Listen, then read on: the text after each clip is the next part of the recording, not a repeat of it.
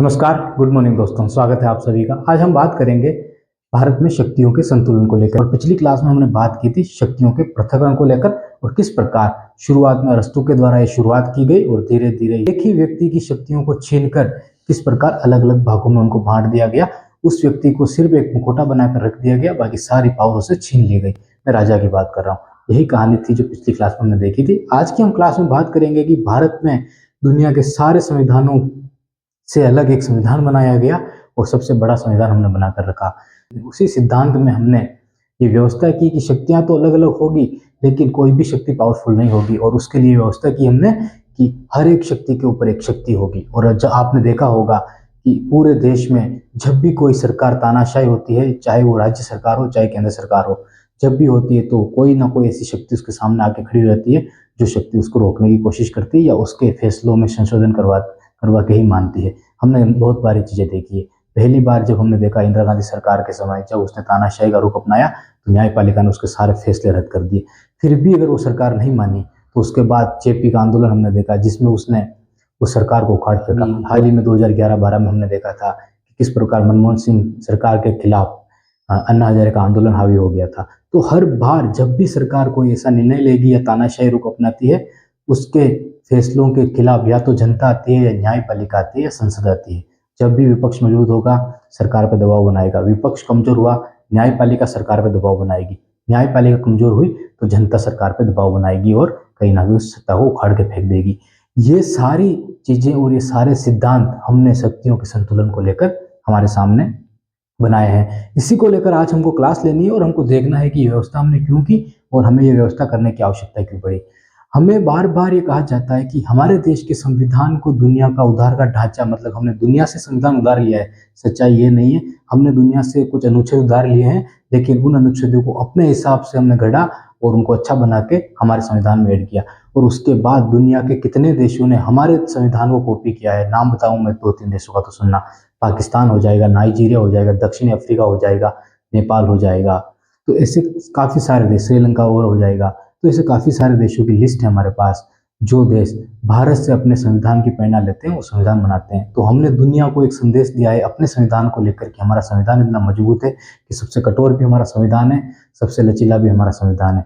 अगर कोई दिक्कत आती है तो आसानी से संशोधन भी किया जा सकता है। और अगर सरकार मूल अधिकारों को छीनना चाहे तो सरकार छीन ही नहीं पाएगी। क्यों? क्योंकि हमारे सुप्रीम कोर्ट के पास एक मूल ढांचा कॉन्सेप्ट भी है।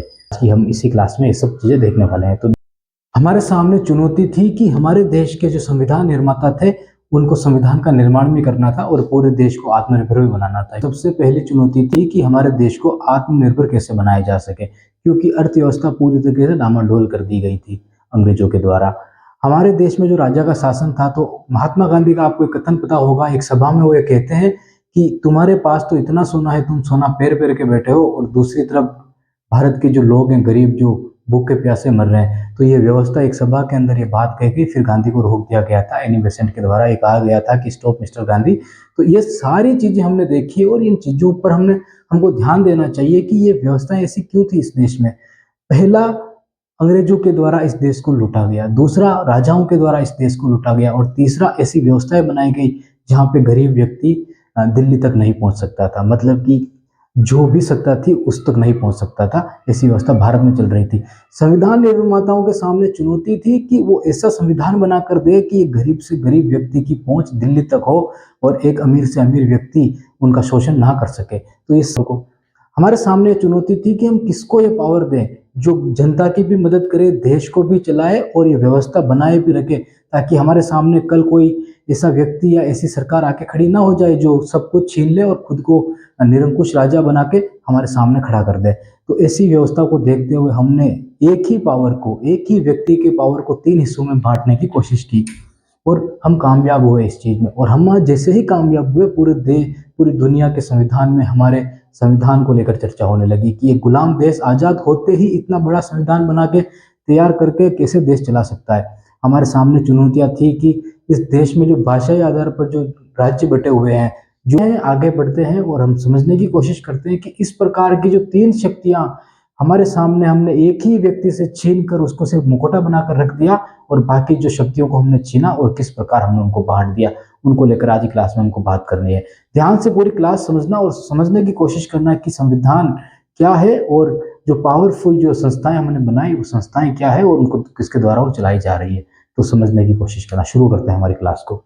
सबसे पहला हमने 3 भागों में हमने शक्तियों को बांट दिया। हमने पहली शक्ति को हमने बांटा तो हमको ये जरूरत महसूस हुई कि हमारे देश में ऐसी सरकार होनी चाहिए जो सरकार लोगों के लिए काम करे, लोगों की समस्याओं का समाधान करे, उनके लिए सड़कें बनाए, नालियां बनाए, पढ़ाई की व्यवस्था करे, उनके लिए हॉस्पिटल की व्यवस्था करे। तो ऐसी सारी व्यवस्थाओं को हमने ध्यान में रखते हुए एक व्यवस्था की और उसका हमने नाम दिया सरकार।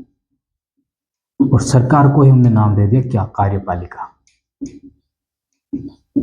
ध्यान रखना सरकार शब्द का हमने यूज क्यों किया। पहले राजा हुआ करते थे, उनको सरकार बोला जाता था। क्यों? क्योंकि उनके पास सबसे ज्यादा पावर होती थी। आज हमने सरकार की ही बात की, लेकिन हमने सरकार के एक अंग की बात की, वो कार्यपालिका। हमको दूसरी व्यवस्था करनी थी, जो व्यवस्था एक संसद के रूप में हमने खड़ी की, और व्यवस्था जिसको हम कहते हैं कि विधायिका, या हम उसको व्यवस्थापिका भी कह देते हैं। जब भी संसद कमजोर पड़ती है तब समझ जाना कि ये कार्यपालिका उस पर हावी हो रही है। और कार्यपालिका के हावी होने का मतलब होता है कि इसके पास लगभग 300 से ज्यादा सीटें मौजूद है, क्योंकि इसको डर ही खत्म हो गया है कि हमारी सरकार जा सकती है। अगर 272 से कम सीटें होती तो गठबंधन करना पड़ता, और गठबंधन करने के बाद ये सरकार डामाडोल होती रहती कि हाँ, अगर कोई गलती की तो गठबंधन टूट जाएगा, इसलिए डर रहता है। लेकिन जैसे ही इस कार्यपालिका 300 प्लस सीटें लेके आती है, उसके बाद इसका डर खत्म हो जाता है, तो कहीं ना कहीं ये मजबूत स्थिति में आ जाती है। तब संसद कमजोर पड़ती है हमारी, और इसी संसद को हम कहते हैं विधायिका, या विधायिका कहते हैं, या व्यवस्थापिका कहते हैं। जब संसद कमजोर पड़ती है तो हमारे पास सरकार का एक अंग और मौजूद है, वो है न्यायपालिका। इससे हमको देखने में और समझ में आता है कि किस प्रकार की व्यवस्था हमने की। हमने कार्यपालिका बनाई क्योंकि हमको जरूरत महसूस हुई कि लोगों के लिए कोई काम करने वाली संस्था चाहिए। लेकिन वो संस्था अगर अलग ही रख दे उनको, और उनके ऊपर कोई मतलब कि नियंत्रण ना रखा जाए, तो वो संस्था आगे चलकर खुद को राजा कोशिश कर देगी, मनमानी करेगी, तानाशाही रवैया अपनाएगी, और लोगों के काम करने से मना कर देगी, नहीं करेंगे, करेंगे, पैसे दीजिए काम करेंगे। इस तरह की व्यवस्था की, और इस तरह की व्यवस्था हमको देखने को मिलती है हमारे देश में। इसको लेकर हमने इसके ऊपर नियंत्रण बिठाने के लिए हमने क्या किया? संसद बनाई, और उस संसद में इस कार्यपालिका को जवाबदेही बनाने की कोशिश की। पूरी तरीके से हमने जवाबदेही बनाने की कोशिश की। इसी संसद में हमने बिल पास करने की बात की, इसी संसद में अविश्वास प्रस्ताव लाने की बात की। क्यों? क्योंकि इस सरकार कोई गलत काम करती है तो उस प्रस्ताव के द्वारा इस सरकार को हटाया जा सकता है, और अगर सरकार कोई जवाब आपको नहीं दे रही है तो वही अविश्वास प्रस्ताव लाकर प्रधानमंत्री को बोलने के लिए मजबूर किया जा सकता है, अगर प्रधानमंत्री नहीं बोलना चाह रहा है तो। हमने मणिपुर के मुद्दे पे ये चीज देखी थी कि किस तरह विपक्ष ने अविश्वास प्रस्ताव लाकर सिर्फ प्रधानमंत्री को मणिपुर के मुद्दे पे चुप होने के कारण वो प्रस्ताव लाया गया और प्रधानमंत्री को बोलने के लिए मजबूर किया गया। लेकिन दुर्भाग्य है कि प्रधानमंत्री ने मणिपुर पर 1 मिनट भी नहीं बोला, बाकी 1 घंटा उन्होंने दूसरी चीजों पर बोला। तो ऐसी चीजें नहीं होनी चाहिए, प्रधानमंत्री को मणिपुर पर बोलना चाहिए था, क्योंकि काफी सारे लोगों की वहां पर मौत हो चुकी थी। उसके बाद हम देखते हैं कि जो कार्यपालिका और संसद में मजबूत स्थिति में आने की कोशिश की, तो संसद के द्वारा जवाबदेही तय होती है। यहाँ पे सवाल पूछे जाते हैं, यहाँ पे प्रश्नकाल चलता है, यहाँ पे शून्यकाल चलता है, यहाँ पे 1 रुपया भी बिना संसद की मर्जी के खर्च नहीं किया जा सकता है। हर एक ब्यौरा हमको देना पड़ता है। किसको देना पड़ता है? कार्यपालिका को देना पड़ता है। तो हमने इनके ऊपर व्यवस्थित व्यवस्था बिठाई। क्यों? क्योंकि ताकि इसके ऊपर नियंत्रण रख सके।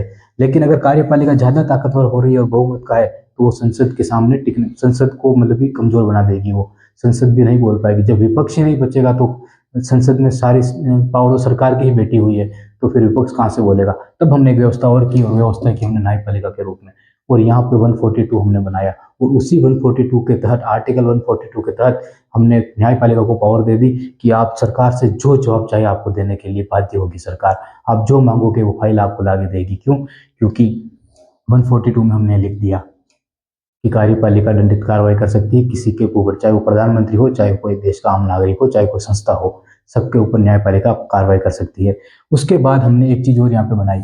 हमने 143 में राष्ट्रपति को पावर दी कि वो न्यायपालिका से संबंधित कोई भी मुद्दा या कोई भी वो अपने पास मंगवा सकता है, और राष्ट्रपति को साथ में हमने ये भी पावर दी कि राष्ट्रपति चाहे तो न्यायपालिका के द्वारा जो सजा सुनाई गई उनका समाधान की शक्ति भी किसके पास दी गई? हमने राष्ट्रपति को दे दी।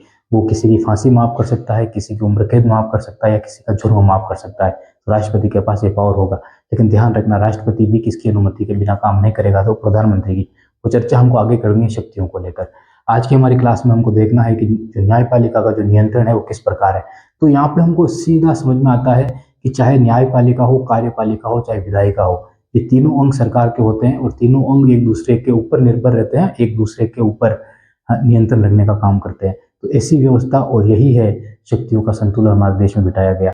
यही आज समझना था हमको आज की क्लास में कि संतुलन किस प्रकार बिठाया गया है और किस प्रकार की व्यवस्था की गई। मिलते हैं नेक्स्ट क्लास में और देखेंगे